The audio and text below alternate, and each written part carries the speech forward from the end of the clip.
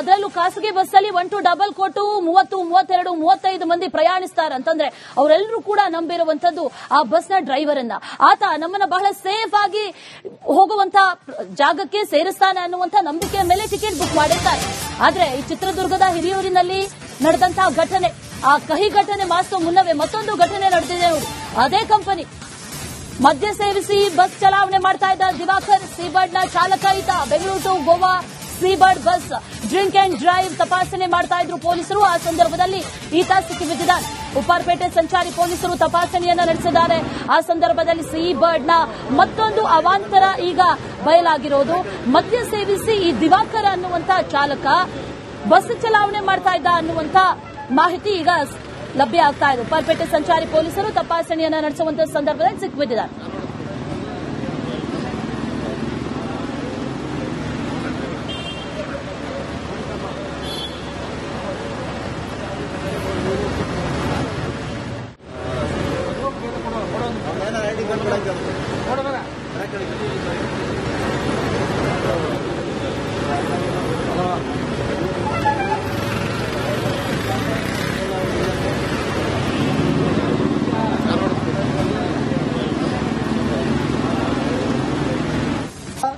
Reality check ಮಾಡಿದೆ, investigation ಮಾಡಿದೆ. ಈ ಸಂದರ್ಭದಲ್ಲಿ ಯಾವ ರೀತಿಯಾಗಿ ಬಸ್ ಚಾಲಕರು ಈ ಹೆವಿ ಲಗೇಜ್ ಆಗಿರಬಹುದು ಮತ್ತೆ ಯಾವ ರೀತಿಯಾಗಿ ನೋಡಿ ಮತ್ತೊಬ್ಬ ಬಸ್ ಚಾಲಕ ಮದ್ಯ ಸೇವನೆ ಮಾಡಿ ಬಸ್ ಅನ್ನು ಚಲಾಯಿಸ್ತಾ ಇದ್ದ.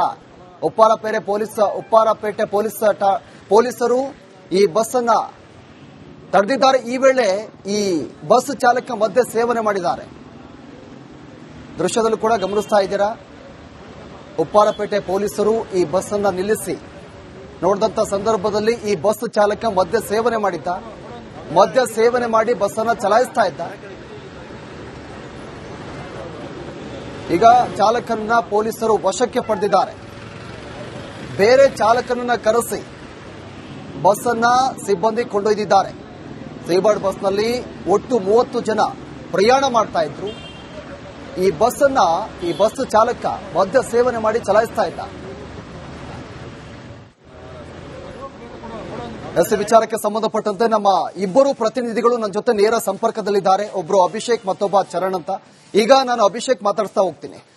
ಅಭಿಷೇಕ್, ಇದೀಗ ಈ Seabird bus Republic Kannada reality check ಮಾಡಿತ್ತು. ಯಾವ ರೀತಿಯಾಗಿ ಈ ಒಂದು ಬಸ್ನ ಯಾವ ರೀತಿಯಾಗಿ ಸೆಕ್ಯೂರಿಟಿ ಯಾವ ರೀತಿಯಾಗಿದೆ, ಮತ್ತೊಂದು ಕಡೆ ಯಾವ ರೀತಿಯಾಗಿ ಈ ಬಸ್ನಲ್ಲಿ ಯಾವ ರೀತಿಯಾಗಿ ಟೈರ್ಗಳನ್ನ ಕೊಂಡೊಯ್ತಾ ಇದ್ರು ಅನ್ನೋದು ಎಲ್ಲ ಕೂಡ ರಿಯಾಲಿಟಿ ಚೆಕ್ ನಲ್ಲಿ ಬಯಲಾಗಿತ್ತು. ಈಗ ಮತ್ತೊಂದು ಕಡೆ ಸೀಬರ್ಡ್ ಬಸ್ ಚಾಲಕ ಈ ಮದ್ಯ ಸೇವನೆ ಮಾಡಿ ವಾಹನವನ್ನ ಚಲಾಯಿಸ್ತಾ ಇದ್ದ. ಈಗ ಪೊಲೀಸರು ಆತನನ್ನ ವಶಕ್ಕೆ ಪಡೆದಿದ್ದಾರೆ. ಸದ್ಯಕ್ಕೆ ಏನ್ ಡೀಟೇಲ್ಸ್ ಇದೆ?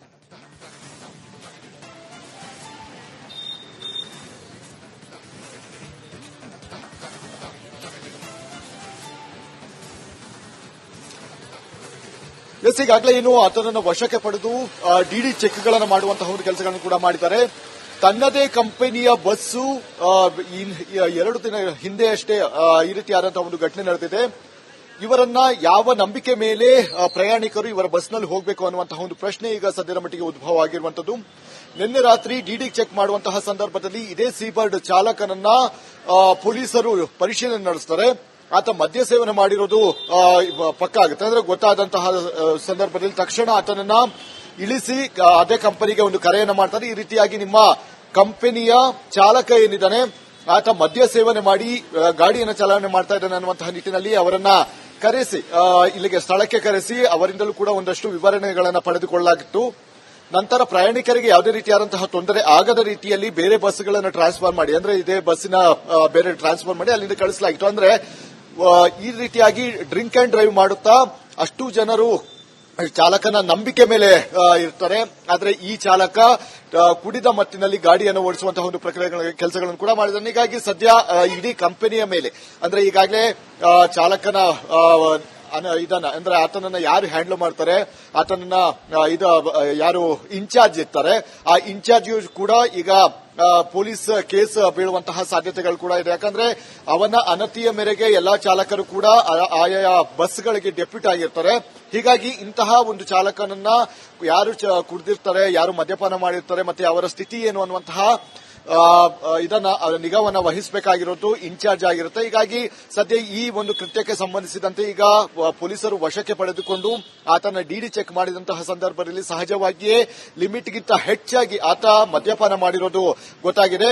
ಹೀಗಾಗಿ ಆತನನ್ನ ವಶಕ್ಕೆ ಪಡೆದು ಆತನ ಕೇಸ್ ಮಾಡುವಂತಹ ಒಂದು ಕೆಲಸಗಳನ್ನು ಕೂಡ ಮಾಡ್ತಾರೆ. ಹೀಗಾಗಿ ನಿನ್ನೆ ರಾತ್ರಿ ನಡೆದಂತಹ ಈ ಒಂದು ಕಾರ್ಯಾಚರಣೆಯಲ್ಲಿ ಇಂತಹ ವ್ಯಕ್ತಿಗಳು ಕೂಡ ಸಿಕ್ಕಿರುವಂತದ್ದು. ಬಹುತೇಕ ಪೊಲೀಸರು ಈ ಟ್ರಾವೆಲ್ ಏನಿದೆ ಬಸ್ಗಳೇನಿದೆ ಅದು ಯಾವುದನ್ನು ಕೂಡ ಪರಿಶೀಲನೆ ನಡೆಸೋದಿಲ್ಲ, ಪ್ರಯಾಣಿಕರಿಗೆ ತೊಂದರೆ ಆಗುತ್ತೆ ಅನ್ನುವಂತಹ ಒಂದು ಕಾರಣದಿಂದಾಗಿ ನಿನ್ನೆ ಅಚಾನಕ್ ಆಗಿ ಪರಿಶೀಲನೆ ನಡೆಸಿದಂತಹ ಸಂದರ್ಭದಲ್ಲಿ ಸೀ ಬರ್ಡ್ ನ ಈ ಒಬ್ಬ ಚಾಲಕ ಸಿಕ್ಕಿಬಿದ್ದಿರುವಂತದ್ದು. ಹಾಗಾದ್ರೆ ಪ್ರತಿದಿನ ಕೂಡ ಪರಿಶೀಲನೆಯನ್ನ ನಡೆಸಿದಂತಹ ಸಂದರ್ಭದಲ್ಲಿ ಎಷ್ಟು ಚಾಲಕರು ಈ ರೀತಿಯಾಗಿ ಮದ್ಯಪಾನ ಮಾಡಿ ವಾಹನವನ್ನ ಓಡಿಸ್ತಾರೆ ಅನ್ನುವಂಥದ್ದು ಇಲ್ಲಿ ಗೊತ್ತಾಗಬೇಕಾಗುತ್ತೆ. ಹೀಗಾಗಿ ಈ ಒಂದು ಪ್ರಕ್ರಿಯೆಯಿಂದಾಗಿ ಮುಂದಿನ ದಿನಗಳಲ್ಲಿ ನಗರ ಸಂಚಾರಿ ಪೊಲೀಸರು ಪ್ರತಿಯೊಂದು ಬಸ್ಗಳನ್ನು ಕೂಡ ಪರಿಶೀಲನೆ ನಡೆಸುವಂತಹ ಒಂದು ಕೆಲಸಗಳನ್ನು ಕೂಡ ಮಾಡ್ತಾರೆ, ಅಂದ್ರೆ ಮಾಡಬೇಕಾಗಿದೆ. ಯಾಕಂದ್ರೆ ಅದರಿಂದನೇ ಸಾಕಷ್ಟು ಜನ ಸಿಕ್ಕಿ ಬೀಳುವಂತಹ ಸಾಧ್ಯತೆಗಳು ಕೂಡ ಇದೆ. ಅದೇ ರೀತಿಯಾಗಿ ಟ್ರಕ್ ಡ್ರೈವರ್ಗಳನ್ನು ಕೂಡ ಪರಿಶೀಲನೆ ಮಾಡಬೇಕಾದಂತಹ ಒಂದು ಅಗತ್ಯತೆ ಇದೆ. ಯಾಕಂದ್ರೆ ಮೊನ್ನೆಯಿಂದ ಏನು ಘಟನೆ ನಡೀತು ಆ ಟ್ರಕ್ ಡ್ರೈವರ್ನಿಂದಾಗಿ ಕೂಡ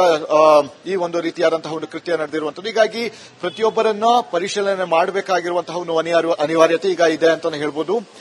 ಪ್ರಯಾಣಿಕರಿಗೆ ತೊಂದರೆ ಆಗುತ್ತೆ ಅನ್ನುವಂತಹ ಒಂದು ಕಾರಣದಿಂದಾಗಿ ಬಸ್ಗಳಲ್ಲಿ ಸಾಕಷ್ಟು ಬಹುತೇಕ ಪರಿಶೀಲನೆ ನಡೆಸ್ತಾ ಇರಲಿಲ್ಲ. ಆದರೆ ಈ ರೀತಿಯಾದಂತಹ ಒಂದು ಕೃತ್ಯಗಳು ಮತ್ತೆ ಮತ್ತೆ ಆಗ್ತಾ ಇರುವಂತಹ ಒಂದು ಕಾರಣದಿಂದಾಗಿ ಈಗ ಮುಂದಿನ ಪ್ರೋಸೆಸ್ಗಳಲ್ಲಿ ಆಡ್ ಆನ್ ಮಾಡ್ತಾರೆ. ಅಂದ್ರೆ ಪೊಲೀಸರು ಕೂಡ ಈ ಬಸ್ಗಳನ್ನ ಡ್ರೈವರ್ಗಳನ್ನ ಪರಿಶೀಲನೆ ಮಾಡಬೇಕು ಅನ್ನುವಂತಹ ನಿಟ್ಟಿನಲ್ಲಿ ಒಂದು ಆರ್ಡರ್ ಹೊರಡಿಸುವಂತಹ ಸಾಧ್ಯತೆಗಳು ಕೂಡ ಮುಂದಿನ ದಿನಗಳಲ್ಲಿ ಇದೆ ಅಂತಾನೆ ಹೇಳ್ಬೋದಾಗಿದೆ. ಈಗ ಸದ್ಯದ ಮಟ್ಟಿಗೆ ಈ ಚಾಲಕ ಏನಿದ್ದಾನೆ, ಸೀ ಬರ್ಡ್ ನ ಚಾಲಕ ಏನಿದ್ದಾನೆ ಪೊಲೀಸರ ವಶದಲ್ಲಿದ್ದಾನೆ ಮತ್ತು ಆಲ್ಕೋಮೀಟರ್ನಲ್ಲಿ ಆತನ ಹೆಚ್ಚಾಗಿ ಮದ್ಯಪಾನ ಮಾಡಿರೋದು ಕೂಡ ವಿಚಾರಗಳು ಗೊತ್ತಾಗಿರುವಂತದ್ದು. ಬಸ್ ಕೂಡ ಸೀಸ್ ಆಗಿದೆ. ಈಗ ಅದರ ಮಾಲೀಕ ಅಂದ್ರೆ ಸಂಬಂಧಪಟ್ಟಂತಹ ಮಾಲೀಕರಾಗಿರಬಹುದು, ಇನ್ಚಾರ್ಜ್ ಡ್ಯೂಟಿ ಇನ್ಚಾರ್ಜ್ ಏನಿದ್ದಾನೆ ಆತನನ್ನು ಕೂಡ ಕರೆಸಿ ಒಂದು ವಿಚಾರಣೆ ನಡೆಸುವಂತಹ ಪ್ರಕ್ರಿಯೆಗಳನ್ನು ಮುಂದಿನ ಹಂತದಲ್ಲಿ ಮಾಡಲಿದ್ದಾರೆ. ಅಭಿಷೇಕ್ ಹಾಗೆ ಸಂಪರ್ಕದಲ್ಲಿರಿ. ನಮ್ಮ ಮತ್ತೊಬ್ಬ ಪ್ರತಿನಿಧಿ ಚರಣ್ ನಮ್ಮ ಜೊತೆ ನೇರ ಸಂಪರ್ಕದಲ್ಲಿದ್ದಾರೆ. ಚರಣ್, ಈಗ ರಿಪಬ್ಲಿಕ್ ಕನ್ನಡ ನಿನ್ನೆಯಿಂದ ಕೂಡ ರಿಯಾಲಿಟಿ ಚೆಕ್ ಮಾಡ್ತಾ ಇದೆ, ಇವತ್ತು ಕೂಡ ರಿಯಾಲಿಟಿ ಚೆಕ್ ಮಾಡಿರೋದು. ರಿಯಾಲಿಟಿ ಚೆಕ್ ವೇಳೆ ಏನೆಲ್ಲ ಇವತ್ತು ಬೆಳಕಿಗೆ ಬಂದಿದೆ, ಯಾವೆಲ್ಲ ಅಂಶಗಳು ಇನ್ನೂ ಕೂಡ ಈ ಲಗೇಜ್ ಅನ್ನ ಸಾಕಷ್ಟು ಸಂಖ್ಯೆಯಲ್ಲಿ ಏನು ತೆಗೆದುಕೊಂಡು ಹೋಗ್ತಾ ಇದ್ದಾರೆ, ಏನು ಸದ್ಯಕ್ಕೆ ಏನು ಡೀಟೇಲ್ಸ್ ಇದೆ?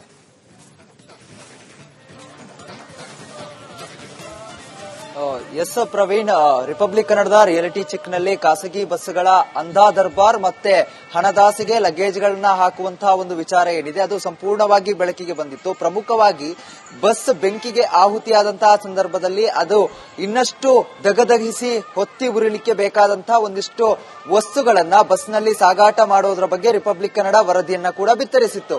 ಅದಾದ ಬಳಿಕ ರಿಪಬ್ಲಿಕ್ ಕನ್ನಡ ಮತ್ತೊಂದು ಬಾರಿ ರಿಯಾಲಿಟಿ ಚೆಕ್ ಅನ್ನ ಮಾಡುತ್ತೆ. ಅದೇ ರೀತಿಯಾಗಿ ಕಲಾಸಿಪಾಳ್ಯ, ಮೆಜೆಸ್ಟಿಕ್ ಮತ್ತೆ ಮಂತ್ರಿ ಸ್ಕ್ವೇರ್, ಗಾಂಧಿನಗರ ಈ ಭಾಗಗಳಲ್ಲಿ ಯಾವೆಲ್ಲ ಖಾಸಗಿ ಬಸ್ಗಳು ಹೊರ ರಾಜ್ಯಕ್ಕೆ ಮತ್ತೆ ಅಂತಾರಾಜ್ಯ ಏನು ಸಂಚಾರವನ್ನ ನಡೆಸುತ್ತೆ, ಮತ್ತೆ ಪ್ರಮುಖವಾಗಿ ಬಳ್ಳಾರಿ, ದಾವಣಗೆರೆ, ಚಿತ್ರದುರ್ಗ, ಹುಬ್ಬಳ್ಳಿ ಈ ಭಾಗದ ಜಿಲ್ಲೆಗಳಿಗೆ ಸಂಚಾರವನ್ನ ನಡೆಸುತ್ತೆ. ಈ ಒಂದು ಸಂಚಾರ ನಡೆಸುವಂತಹ ಭಾಗದ ಬಸ್ಗಳಲ್ಲಿ ಪ್ರತ್ಯೇಕವಾಗಿ ಗೂಡ್ಸ್ಗಳನ್ನ ಬಸ್ಗಳ ಟಾಪ್ ಮೇಲೆ ರಾಶಿ ರಾಶಿಯಾಗಿ ಕಟ್ಟಿಕೊಂಡು ಹೋಗುವಂತಹ ಒಂದು ದೃಶ್ಯಾವಳಿಗಳು ಕೂಡ ಲಭ್ಯ ಆಗಿರುವಂತದ್ದು. ಮತ್ತೆ ರಿಪಬ್ಲಿಕ್ ಕನ್ನಡದ ಗಮನಕ್ಕೂ ಕೂಡ ಅದು ಬಂದಿರುವಂತದ್ದು. ಪ್ರಮುಖವಾಗಿ ಟಾಪ್ ಮೇಲೆ ಒಂದಿಷ್ಟು ಕಾರ್ಗೋ ಅನ್ನುವಂತಹ ಹೆಸರಿನಲ್ಲಿ ಕಂಪನಿಗಳನ್ನು